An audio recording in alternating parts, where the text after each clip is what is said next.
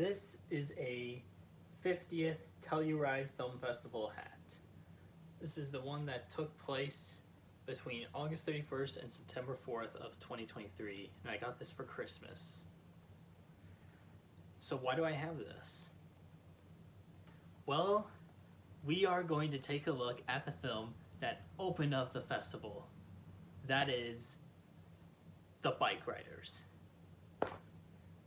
We finally have the movie, like it's finally out. We could watch it, we could talk about it. It's just like, this film is a miracle. It's just truly like, I can't believe we have a film like this. I can't believe this film exists. But before we get into that, yes, look at this. This is the Bikeriders poster. This is this is actually the 20th Century Studios version before Focus Features got the film. And up there, yep, there's a better look. And it says December 1st and not June 21st. And yeah. So,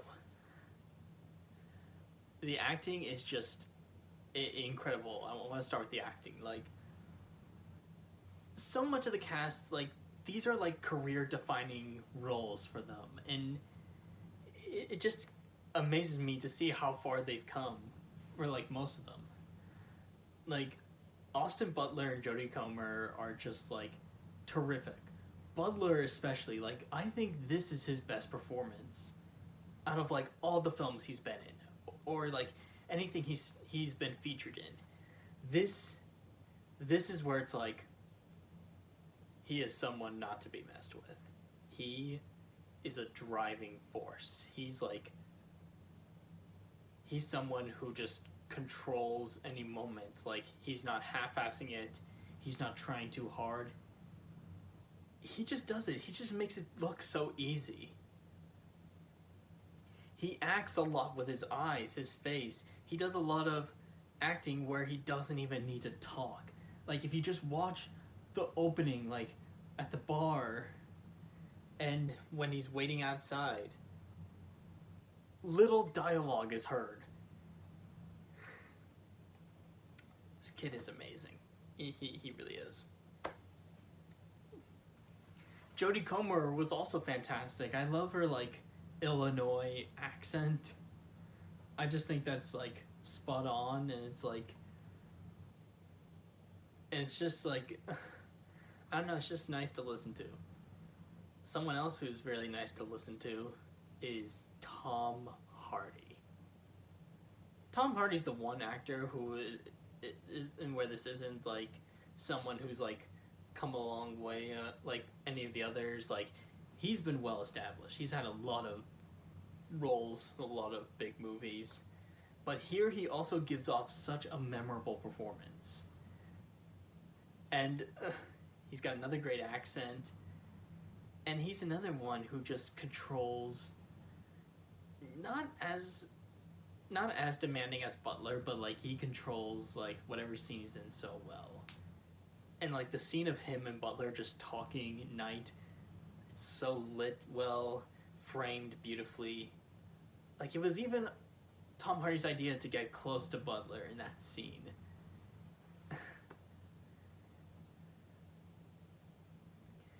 And all the other actors are also just so great. Like Mike Feist.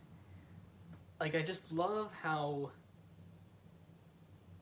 Alright, so in real life, Feist said that he had recently been doing photography, and Zendaya was the reason. Like, Zendaya was what got him into photography. And so it's really also just nice to see that here in the film. So it's like, art's imitating life. Like, Feist was able to use some of like the photography in the film, and he also took some promotional pictures that was used in like publicity stuff. So, way to go, Feist.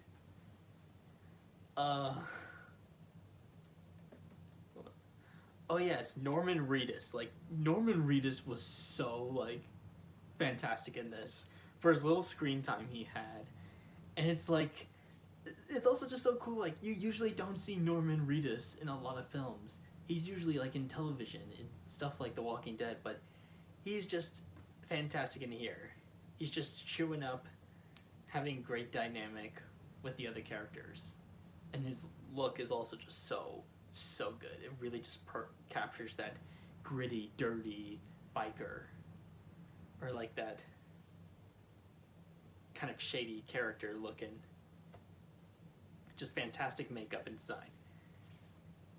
And yes, another actor who just gives it like another like amazing, masterful performance is Michael Shannon. Shannon just has like a couple lines in the film, but he makes those moments like important. His monologue about his brother going to college, how he wanted to go into the war. It really sticks with you. Shannon is such a fantastic actor. I need to see some of his other films he's been in. And all the other like extras, the other side characters were also just really good performances. Like the other second guy, I can't remember his name, but he got killed like from like the backing car, and he was always on like Hardy's side. But yeah, I thought he was also really good. The production design and costume designing is also just so perfect here.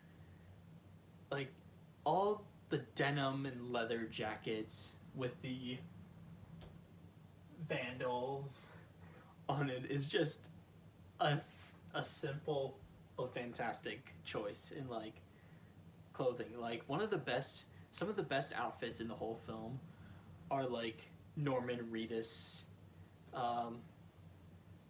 Jodie Comer in the red dress, and two of Butler's costumes. This one here on the poster, he's got the denim jacket, the khakis, and also one where he's got the leather jacket, gloves, jeans, and he's like in this kind of picture I'm showing you right now of like both him and Comer on the bike.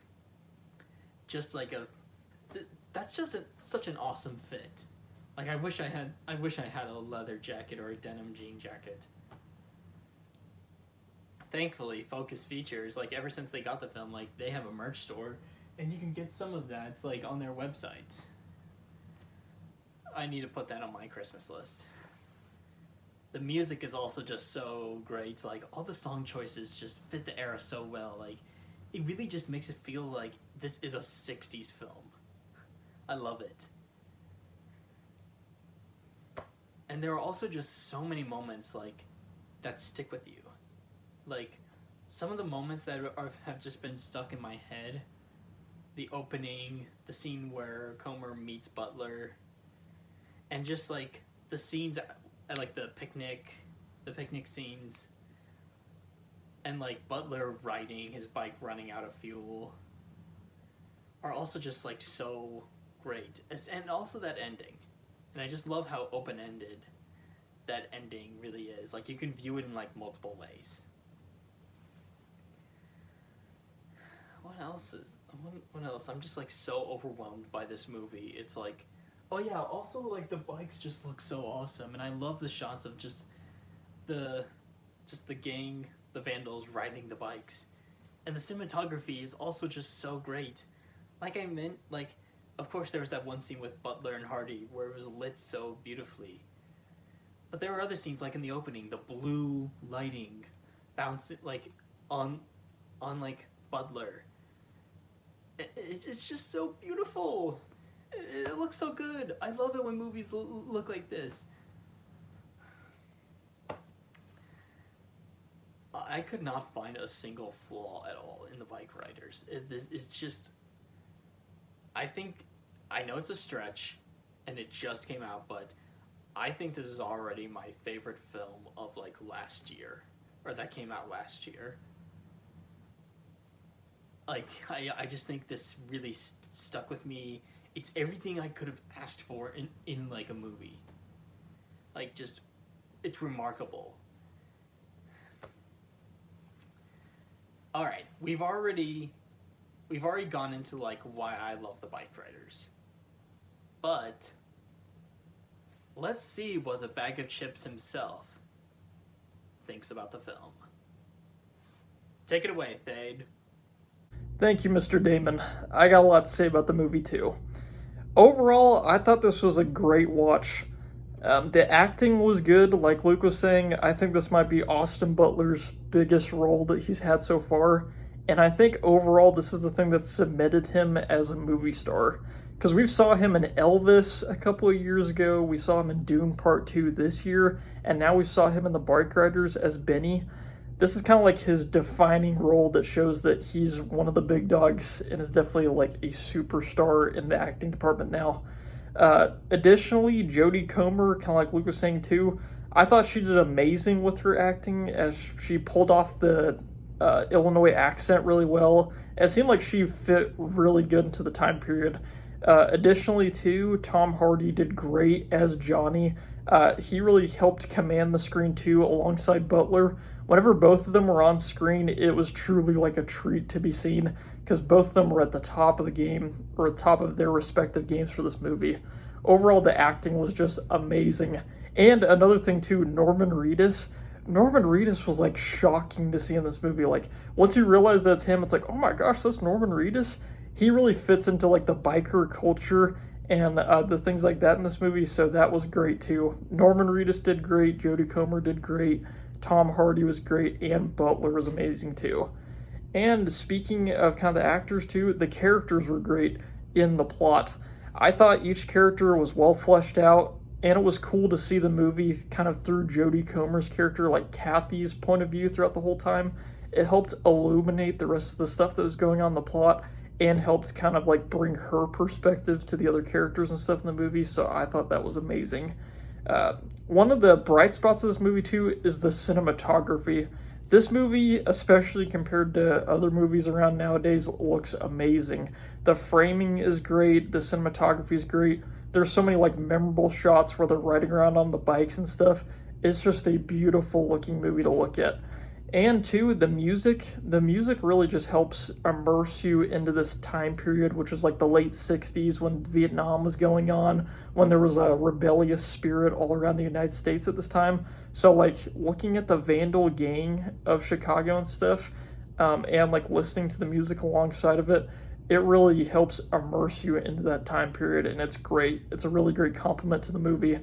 And another great thing about the movie too is how it like helps fit into the time. Like I was talking about with the music for this movie, the overall movie itself almost feels like a throwback movie. Like this movie was made during the 60s. It really immerses you into that time period with the cinematography, with the way the characters act, the way they speak, alongside the music, like I was saying. This really just brings you back in time to that era, into a like unique era in American history where there was like this rebellious spirit all around the country all at once.